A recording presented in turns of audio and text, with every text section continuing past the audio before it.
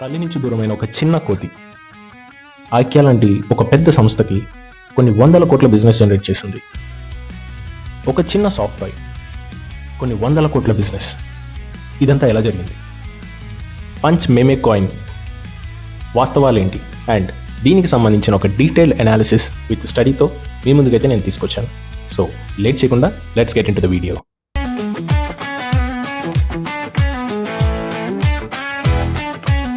ప్రస్తుతం ఇంటర్నెట్ మొత్తం షేక్ చేస్తున్న ఒకటే పేరు పంచ్. ఎక్కడో జపాన్ ఇచికావా సిటీ జూలో పుట్టిన ఒక చిన్న కోతి అది పడుతున్న బాధను చూసి యావత్ ప్రపంచమే కంటతడి పెట్టుకుంది.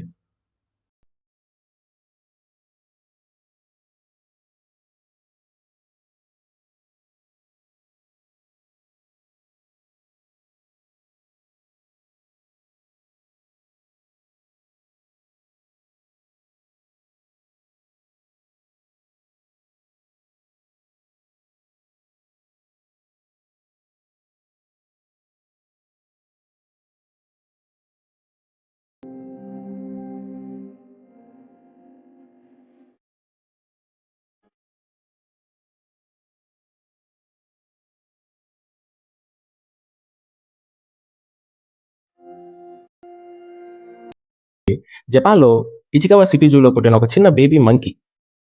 సో అది పుట్టడంతోనే తన తల్లి ఏదైతే ఉందో తను దూరం పెట్టడం స్టార్ట్ చేసింది.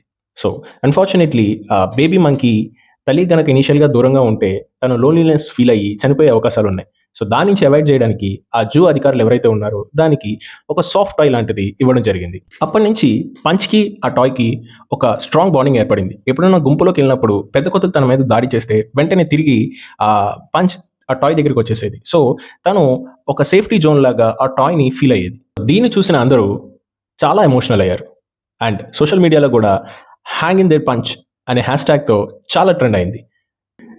ఇక్కడే అసలు గేమ్ స్టార్ట్ అయింది.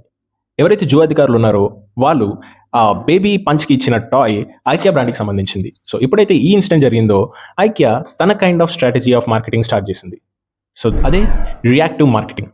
ఈ రియాక్టివ్ మార్కెటింగ్లో ఫస్ట్ స్టెప్గా ఐక్యా ఏం చేసిందంటే ఇంకా కొన్ని టాయ్స్ని పంచ్కి పంపించింది ఫర్ అ డొనేషన్.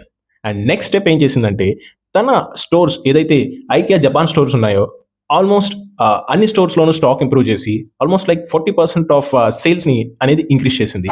అండ్ తన బ్రాండ్ ప్రమోటింగ్ కోసం మా దగ్గర ఉన్న toys not only toys and they are emotionally support తన కైండ్ ఆఫ్ బ్రాండ్ ప్రమోషన్ అనేది చేసింది. సో ఇండియన్ బ్రాండ్ అయిన హల్దీరామ్స్ కూడా ఇన్వాల్వ్ అయింది. సో ఈ సిచ్యువేషన్ని యూజ్ చేసుకొని తన వే ఆఫ్ స్ట్రాటజీ. సో ఇట్లాంటి స్ట్రాటజీని మనం మొమెంట్ స్ట్రాటజీస్ అంటాం. సో ఈ మొమెంట్ స్ట్రాటజీస్లో ఎక్కడైనా సోషల్ మీడియాలో కానీ ప్రపంచంలో ఎక్కడైనా వైరల్ అయిన సిచ్యువేషన్ ఏదైనా ఉంటుంది ఆ మూమెంట్ని యూజ్ చేసుకొని వీళ్ళ బ్రాండ్ ప్రమోషన్కి యూటిలైజ్ చేసుకుంటారు. అట్లనే ఈ హల్దీరామ్స్ కూడా ఈ పర్టికులర్ సిచ్యువేషన్ని యూజ్ చేసుకొని తన వెబ్సైట్స్లో తన ప్రమోషన్స్లో యూజ్ చేసుకొని మా బ్రాండ్ కూడా పంచ్ లాగా ఎమోషనల్ సపోర్ట్ కింద ఉంటుంది అని చెప్పేసి ప్రమోట్ చేసుకుంది. దీనివల్ల ప్రతి కన్స్యూమర్ కూడాను ఆ ప్రోడక్ట్ని ఓన్ చేసుకుంటాడు అనేది హల్దీరామ్స్ యొక్క స్ట్రాటజీ. ఈ ఇన్స్టెంట్ నుంచి ప్రతి కంపెనీ కూడాను రెవెన్యూ జనరేట్ చేద్దామని చూసింది.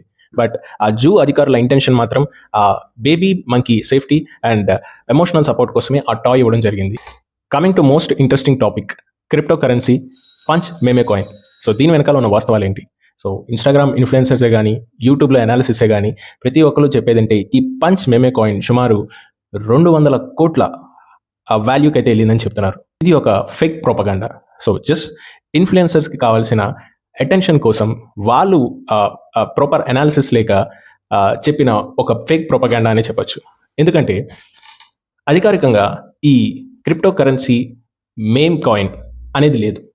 సో మీరు ఎక్కడైనా సరే గూగుల్లో కానీ ఎక్కడైనా చూసినా కూడాను అది జస్ట్ బికాస్ ఆఫ్ ఈ క్రిప్టో ట్రేడర్స్ ఎవరైతే ఉన్నారో ఒక హైప్ కోసం క్రియేట్ చేసిన ఒక ఫేక్ కాయిన్ అనే చెప్పొచ్చు. సో ఇట్లాంటి దాన్ని కమ్యూనిటీ డ్రివెన్ టోకెన్ అని పిలుస్తారు.